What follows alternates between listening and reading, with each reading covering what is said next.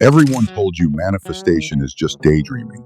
But what if I said it's a blueprint for engineering your reality? And you've been holding the blueprints all along. But here is a catch. Manifestation only works when you take action towards your goals. Writing in a journal or slapping photos on a vision board, that's just surface level. Most people stop there and wonder why nothing changes. And that's exactly what I'm going to share with you today in this video. Take your pen and paper so you won't miss anything important from this guide. Let's take a moment to explore the key principles of our first book, The Secrets. In the end, every dot will connect, so be tuned. The universe mirrors your energy. Rhonda Byrne's message is simple. The universe is a mirror. Complain, it gives you more to complain about. Show gratitude, it gives you more to smile about. She emphasizes that understanding this concept is a crucial first step in the manifestation process, enabling us to see how we can turn our wishes into reality. Here's an example for you. Think of your mind like a giant magnet. Whatever thoughts you're putting out, positive or negative, you're calling it back to you. Complain all day, you attract more stuff to complain about.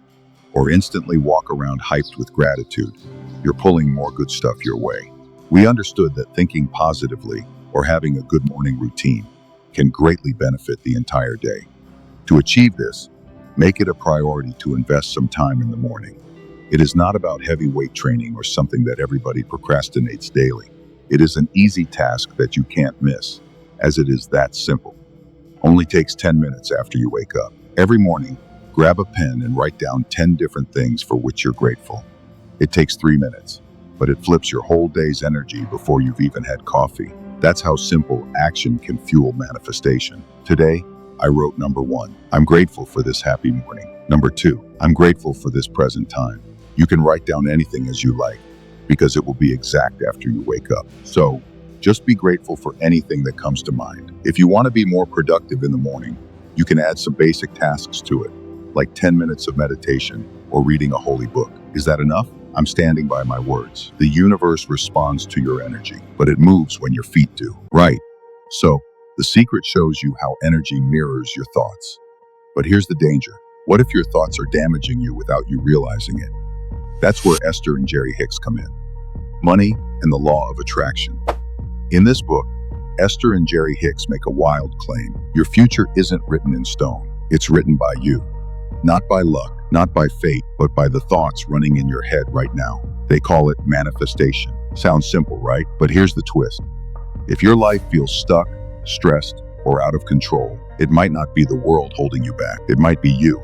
In this book, they reveal how your thoughts quietly shape your reality, sometimes giving you everything you want, and other times trapping you in the very life you're trying to escape. So the real question is, are you actually in control of your future, or are you secretly blocking it without even knowing? Positive thoughts and feelings attract positive experiences.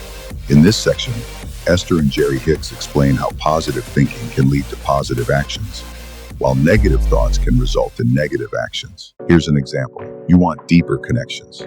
So one day you think, let me reach out, let me show up for people. That tiny thought makes you call a friend, have a real conversation, maybe even meet someone new, build strong bonds. Now flip it. Same desire, but your thoughts say, they're probably busy, I'll text later. They don't really care. Little by little, the doubts start to stack up. Calls get fewer, messages fade, and you wake up realizing you've drifted into isolation. Not because people left you, because your own thoughts kept you from connecting. That's what Esther and Jerry Hicks are really pointing at. Your thoughts are steering the wheel. Positive ones move you closer to the life you say you want. Negative ones, they trick you into procrastination, laziness, and slowly rob you of your future. And the cruel part, you won't even notice it happening until you look back and realize you built nothing. Let's fix this. The best tactic to overcome this problem is to think about the opposite of your problems and take a step further in your imagination. This technique is called inversion. Let's understand it deeply. Most people ask, how do I succeed? But inversion flips the script. Ask instead, how do I make sure I fail? Take health, for example. Instead of asking, how do I get fit? Invert it. If I wanted to ruin my health as fast as possible, what would I do? The answers come quickly. Eat junk every day. Never exercise. Watch Netflix up till 3 a.m. Stress about everything. And now flip that list and boom, you've just hacked your own blueprint for success. Eat clean, move daily, sleep well, reduce stress. That's the power of inversion. Sometimes the fastest way forward is by first looking backward at what would destroy you. But what does it really mean to take a step further in your imagination? Let's say you're about to approach someone new. Normally, your brain says, "This is awkward. I don't even know them." That's when you flip it. Instead of treating them like a stranger, imagine this. You've already met before. In fact, you had a good conversation the last time, but you forgot to take their number. Now, when you walk up, it doesn't feel like starting from zero. It feels like picking up where you left off. That little shift in imagination removes the pressure, makes you act natural, and suddenly, you're just continuing a story you already started in your mind. By this now, you've shifted your inner beliefs. But here's the uncomfortable truth.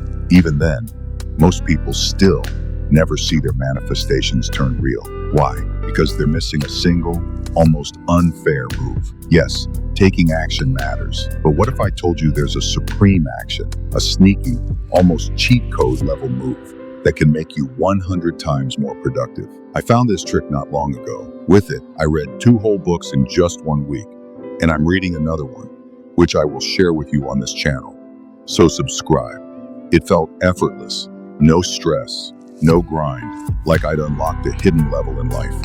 Whenever I use this tactic, life feels less like hard work and more like discovering a secret shortcut. So let's understand this tactic from the book, 168 Hours. You Have More Time Than You Think, by Vanderkam, which means intention makes time productive.